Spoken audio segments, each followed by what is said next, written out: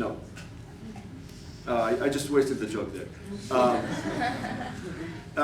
Another an interesting anecdote about the dissent within the Israeli community, within Israeli academia especially, is that the pro-Israel organizations in the U.S. as well as some very Zionist government and non-government organizations within Israel, their response to Israeli dissent among academics and speaking up against Israel is actually boycott of their own universities. So a lot of organizations are now organizing a boycott campaign against Ben Gurion University for allowing its academics to speak up against Israel. So this will be affordable for them to do when it's one or two academics. But in order to create more of those, or allow more of those an opportunity, we need to continue this pressure. So when there is a critical mass of those, it's no longer feasible for those organizations to boycott the top 7 or 8 Israeli universities or silence the top 100 academics in the country for being critical of their government. All right, another reason. Somebody has to win the Nobel Peace Prize for divestment and work, so it's up for grabs.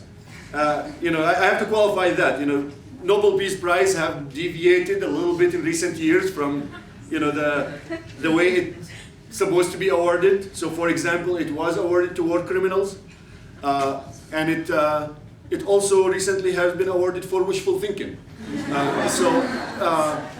So it's the moral of the story here is next time you see a shooting star, really think big, and then you'll be raking some cash and like a big gold flag there.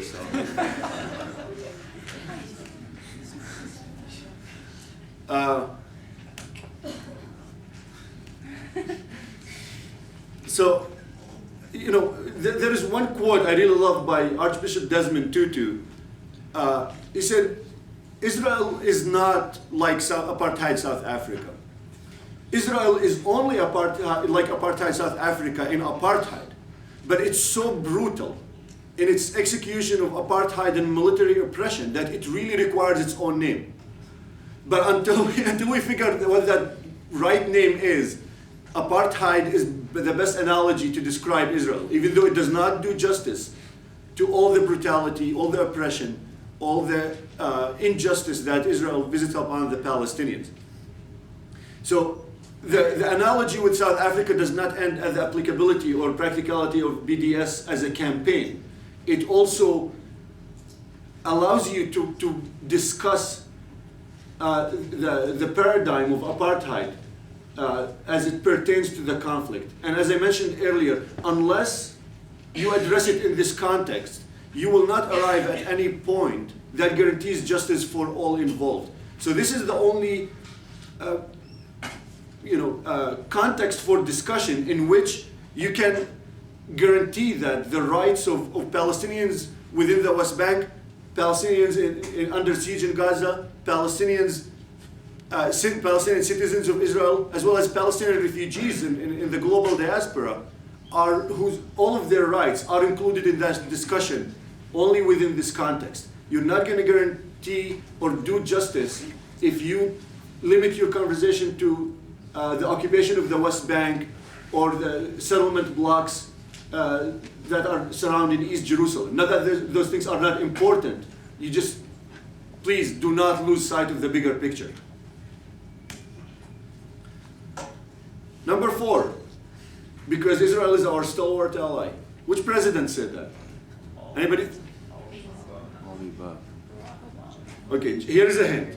David Palmer is fictional.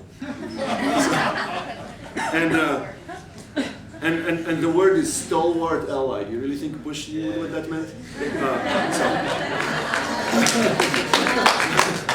So really, regardless of who is in office, regardless of which party wins, regardless of who, the new horse bringing quote unquote change to Washington, the story with Israel is still the same.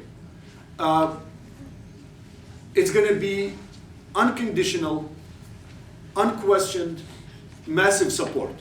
And I think because of that special relationship that the United States has with Israel, we should have a special scrutiny over Israel.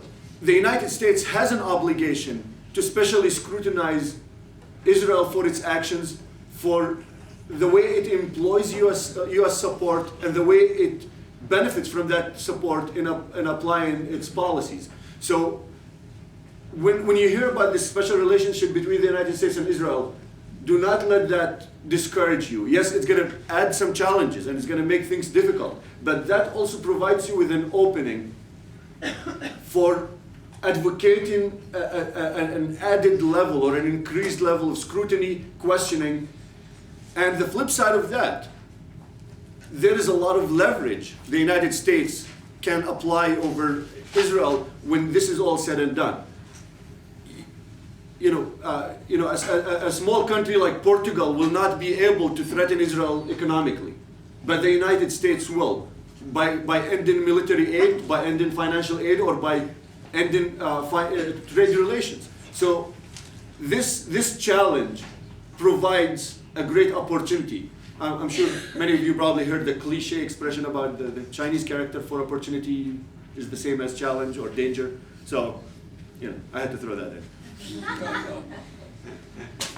So, and another thing about BDS, why you should have your own campaign of divestment, because you really will still be able to carry on the traditional forms of activism that you love so much. Your educational campaigns will still be a great vehicle for you to organize and build education around, raise awareness around BDS and build support for it. Just about everything you do, film festivals, lectures, speaker series, protesting. Just protesting, try to give it a reason. Or the other one. Now everybody's jumping on the bandwagon. So really, try to have a goal for why you're out there protesting. When you're think about it in this way. When you're on the sidewalk with signs and demands and flags, do people who are passing by have the interest to ask you why you're here, what your demand is? If you don't know what it is that you're trying to accomplish, what your specific goal is, they're not going to know either. So target your demonstrations, target your efforts in a way that puts this in an approachable demand that you can explain to everybody else on campus. And that's going to be your way of raising the awareness and building the support for this movement.